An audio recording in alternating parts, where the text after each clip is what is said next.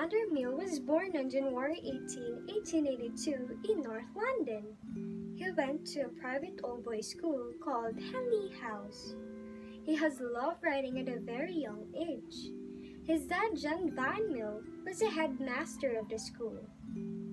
Alan first went to college at Westminster School, then went to Cambridge University to write sketches for the Punch magazine. He then went into writing plays and novels. He aimed towards writing children's poetry.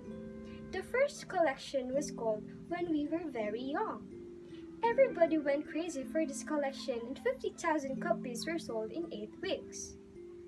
In 1913, A. Milne married Daphne. In 1920, they had a son named Christopher Robin. He wrote Winnie-the-Pooh based off his son. His wife was in charge of all the characters' voices. Alan focused on his own son's childhood for this poetry. He got the idea for all the characters since his son loves toy animals. The main boy in this poetry was named Christopher Robin. Alan left Westminster School in 1900 because he got a scholarship for Cambridge University. He put on his will that his family, West Windsor, the Royal Literary Fund, and the Garrick Club in London would share the rights to Winnie-the-Pooh. The setting of the Winnie-the-Pooh was in the 100-acre wood. Alan walked to the Ashton Forest in Sussex, England one afternoon. He wasn't able to walk the 7-mile forest since it was raining.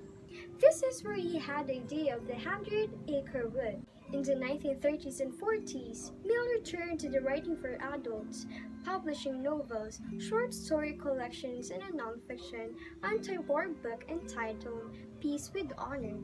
He wrote his autobiography It's Too Late Now in 1939. Milne suffered from illness in the early 1950s and died at his home in Hartfield, East Sussex, England, on January 31, 1956. Winnie-the-Pooh and the other characters of the Pooh stories have lived on as iconic figures in children's literature. Oh wait, there's more! He also wrote about the poem Now We Are 6. When I was 1, I had just begun. When I was 2, I was nearly new. When I was 3, I was hardly me. When I was 4, I was not much more. When I was 5, I was just alive.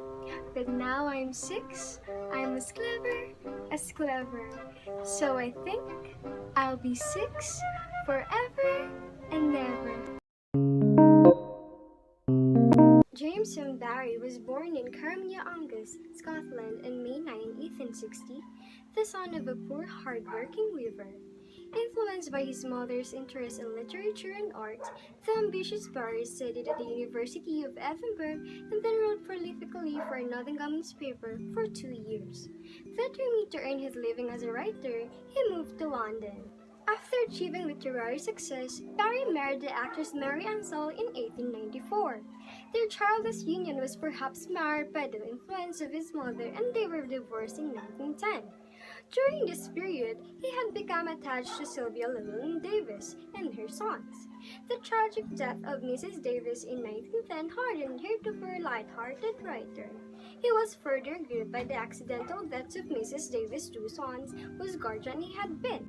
Like his immortal Peter Pan, Barrie never wanted to see the pain and unhappiness of the adult world. Thus much of his writing is emotionally sentimental as well as thematically autobiographical. His first published fiction, All Lit Idle 1888, is a collection of folktales set in Shroms, a town based on Carmignac. Barrie received many honors in his lifetime. He was made a baronet in 1913 and was granted the Order of Merit for his service during World War I. He died in London on June 19, 1937 and was buried at Carmignac. Every dream that you dream will come true. Come on, Nana! Never say goodbye, because goodbye means going away, and going away means forgetting.